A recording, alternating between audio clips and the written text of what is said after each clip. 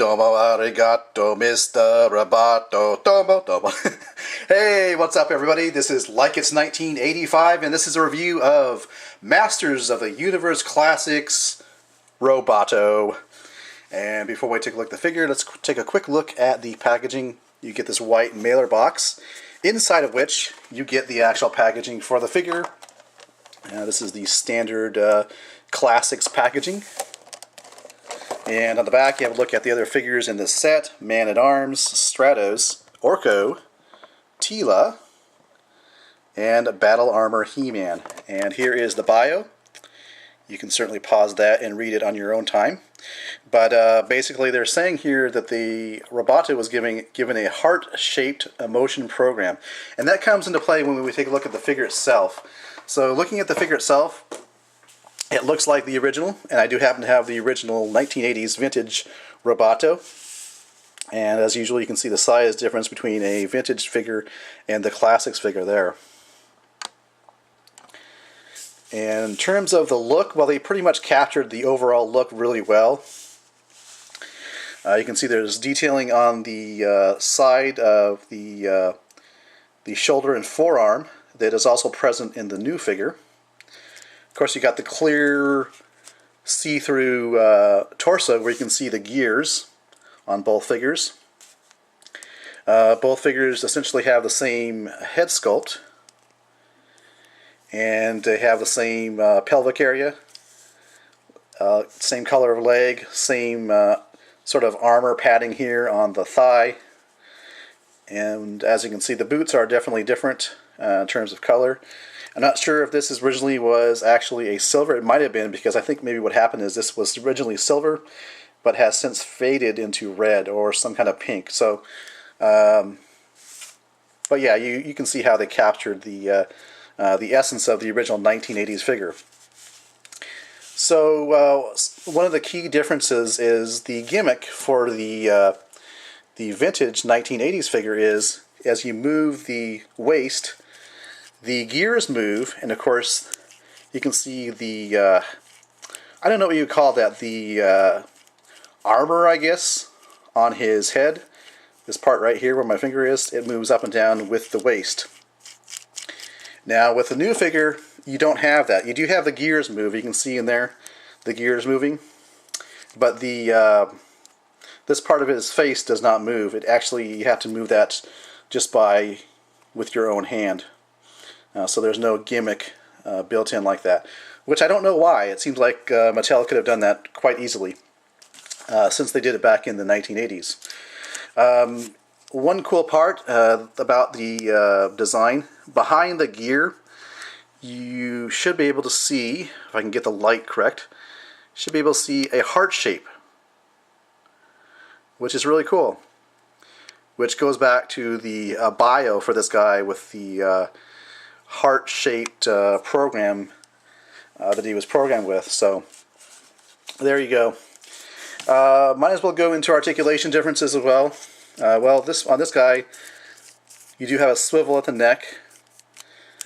The shoulders swivel, but there isn't a joint to have the shoulder go out. So just a basic swivel at the shoulder.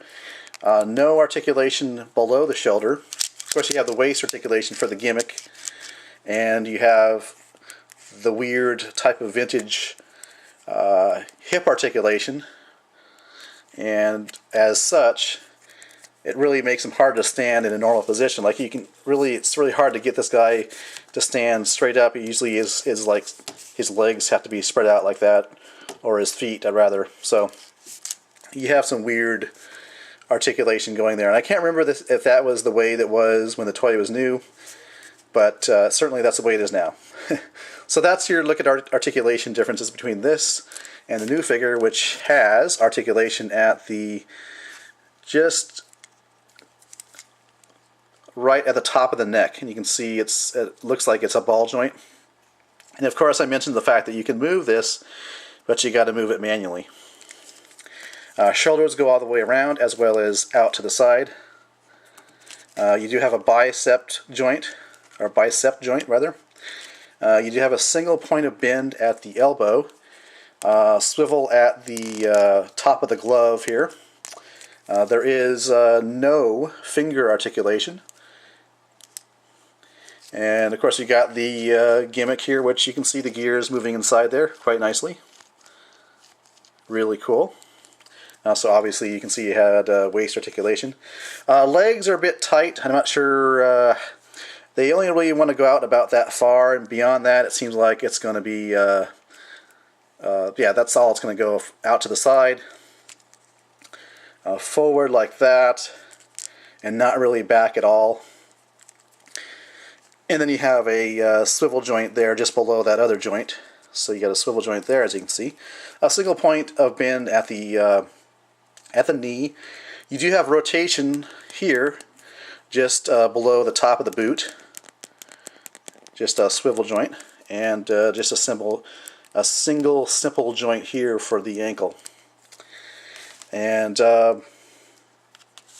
yeah, it's just a really nice supersized version of the old figure.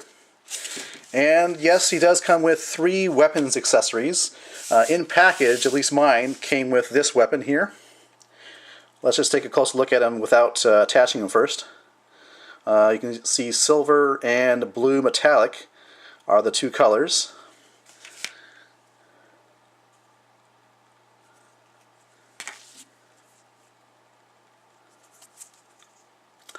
By the way, this guy originally came with more accessories, more weapons accessories, as well as a, I believe, a normal looking hand. Unfortunately, this is a purchase off of eBay, so this is how I got it. Just this one attachment for his left arm. But let me go ahead and attach these and show you what they look like with the attachments on. They're a bit hard to get off. There we go. Take his regular hand off, and let's put on the axe type of weapon here. The nice thing about it, it's a good solid connection. A little bit hard to remove, but a nice solid firm connection. It's not going to go anywhere unless you really grab onto it like you just saw. So here he is with the chop chop weapon. And let me take this off and switch on the claw hand, I guess you call it, which you can see the vintage toy happens to have. So a little comparison there of the two. And finally we'll put on the blaster looking weapon. This one right here. There we go. I believe that's the correct orientation. I don't think it goes up like that. So, pretty cool. So you do have all the playability that you did with the older figure, except for the fact that the this red part does not move on the new figure automatically. So that is all you really have for accessories. What do I think about the figure? Well, it's great. I think it's great to have a nice, larger figure than the original vintage 1980s toy. Again, I don't know why they couldn't incorporate the automatic movement of his red piece here on the new figure. That's kind of strange, but there must have been some reason. But yeah, if you like Roboto, this is definitely a nice upgrade to get, especially if you were a kid back in the 1980s and you had this toy. You definitely want to check this out and go ahead and buy it because it's really nice. Oh, I didn't see the back here. It's kind of nice. Kind of compare the... And what's interesting, I just noticed this. This is the first time I've looked at the back, but they use the same colors for the gears. You can see green and orange, and pretty much on the front too. You have red, blue, and sorry about that. I wasn't focused on what I was talking about. You got the red, the blue gears, and the yellow gear there, and you do have that also in the same, pretty much the same orientation with the red, blue, and yellow. So they really faithfully upgraded the figure for the the modern classics line. All right, well, this has been Like It's 1985 with a look at the Masters of the Universe Classics Roboto figure. Thanks for watching.